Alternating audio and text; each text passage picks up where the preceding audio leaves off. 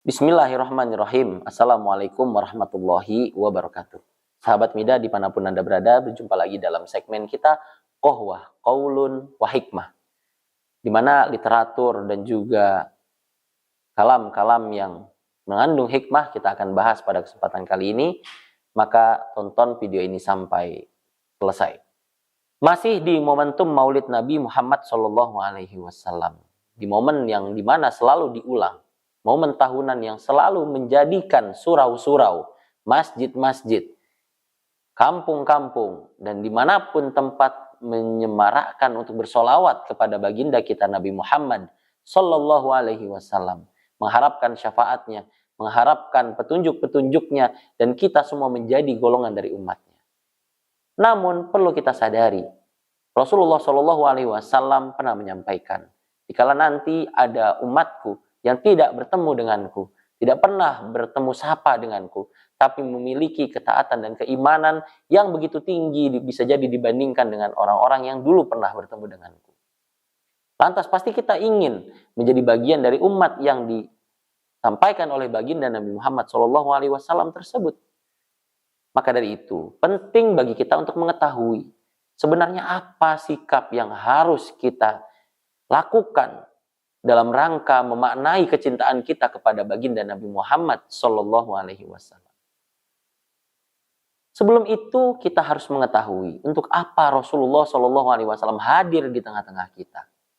Ada dua hal yang perlu kita ketahui. Yang pertama adalah Rasulullah hadir di tengah-tengah kita untuk memperbaiki akhlak umat manusia. Dalam sebuah hadisnya Rasulullah Sallallahu Alaihi Wasallam menyampaikan, qala Rasulullah Sallallahu Alaihi Wasallam, innama bu'ithtu liutammima makarimal akhlaq. Sesungguhnya aku diutus untuk memperbaiki akhlak. Di tengah-tengah kita, akhlak sudah tidak lagi dipertontonkan dengan kebaikan. Di tengah kemajuan zaman, di tengah kemajuan teknologi, kita melihat dengan jelas di depan mata kita mulai hadir kebobrokan dari sisi akhlak dan moral. Kita dipertontonkan dengan banyak sosok contoh yang justru mendowngrade akhlaknya dan terdengar selalu di depan mata kita dan juga di dalam telinga kita. Pasti ini tidak selaras dengan apa yang diinginkan oleh Rasulullah Sallallahu Alaihi Wasallam, di mana kita menjadi hamba yang memiliki akhlak yang baik. Baik akhlaknya sebagai seorang diri, seorang muslim, seorang mukmin, bagaimana akhlaknya dia kepada Tuhannya. Maka ada kitab yang mengatakan bahwasanya al-muslim ma'arabbihi, bagaimana seorang muslim bersama Allah Subhanahu wa taala, Tuhan yang Maha Esa. Bagaimana seorang muslim bersama keluarganya, bersama gurunya, bersama tetangganya. Itu merupakan bagian-bagian dari tujuan hadirnya baginda kita Nabi Muhammad Sallallahu Alaihi Wasallam yang mengharapkan perubahan, revolusi dari mental dan juga akhlak yang lebih baik dari hari ke hari. Maka selayaknya kita jadikan momentum ini untuk kembali kepada misi atau visi yang dulu memang sengaja Allah hadirkan Rasulullah di tengah-tengah kita, yaitu untuk memperbaiki akhlak. Yang kedua, Rasulullah hadir di tengah-tengah kita untuk membawa risalah. Risalah yang menunjukkan kita, yang menjadi pedoman dalam hidup kita agar menjadi muslim yang baik. Sebagaimana Al-Quran yang sudah dibawa. Rasulullah Shallallahu Alaihi Wasallam selalu menendangkan kepada kita untuk kembali kepada Al-Quran dan Sunnah. Bagaimana Allah sampaikan dalam firman-Nya, bagaimana Rasulullah mencontohkannya.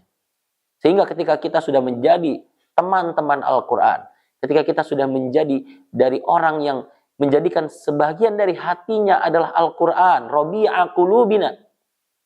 Bahkan kalau bisa kita menjadi sahabat Al-Quran, insya Allah Rasulullah SAW sudah menjanjikan kepada kita bahwasanya Al-Quran akan menjadi syafaat bagi kita.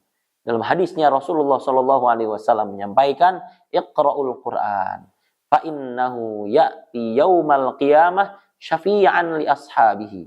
Dengan berbagai macam kewajiban-kewajiban yang perlu kita tunaikan dengan Al-Quran itu, dari mulai membacanya, menyimaknya, mengamalkannya, memahaminya, mengajarkannya, mensyiarkannya.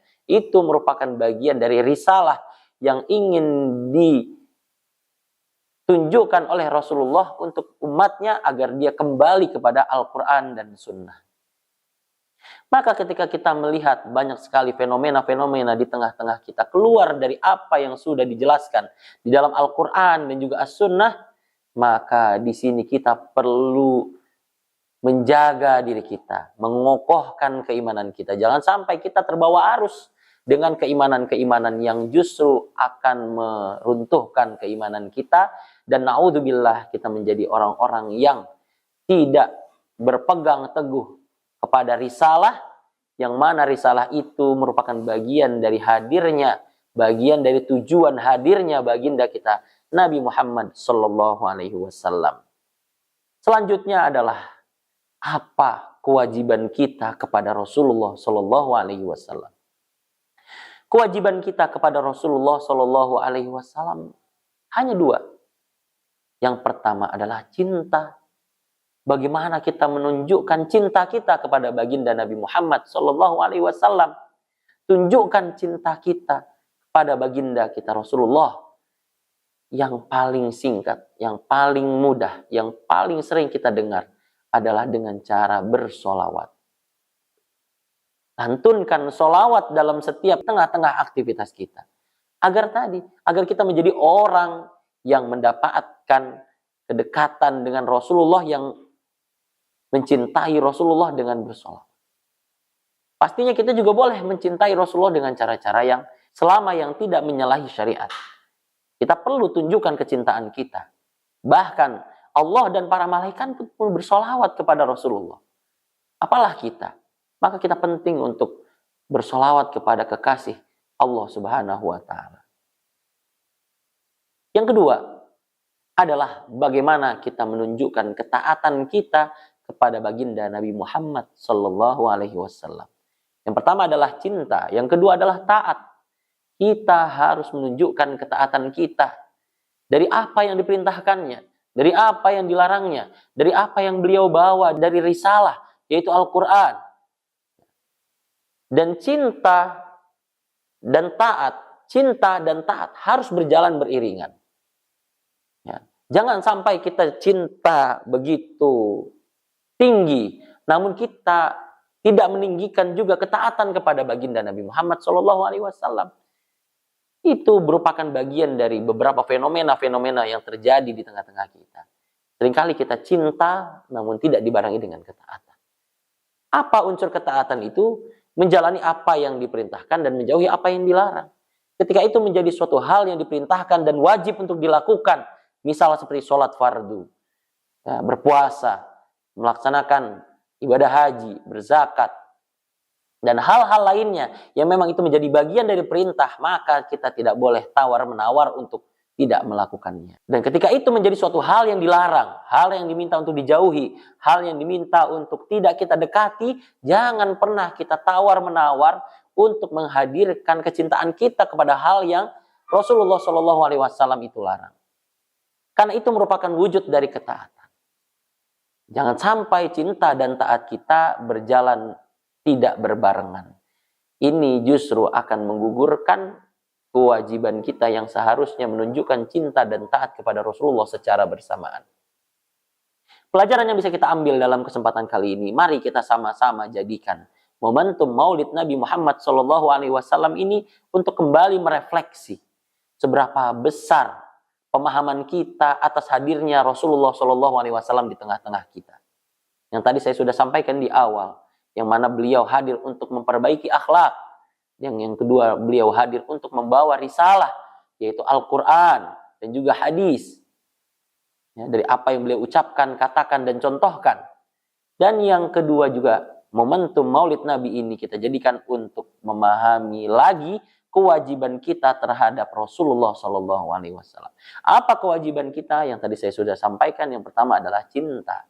Tunjukkan cinta kita kepada Rasulullah dengan sebenar-benarnya cinta. Mengharapkan syafaatnya, mengharapkan perlindungannya ketika nanti kita bersaksi di hadapan Allah dengan penuh rasa cinta kepadanya, maka Rasulullah SAW pun akan hadir untuk menolong kita sebagai syafaat nanti. dan juga ketaatan. Tunjukkan ketaatan kita berbarengan dengan cinta.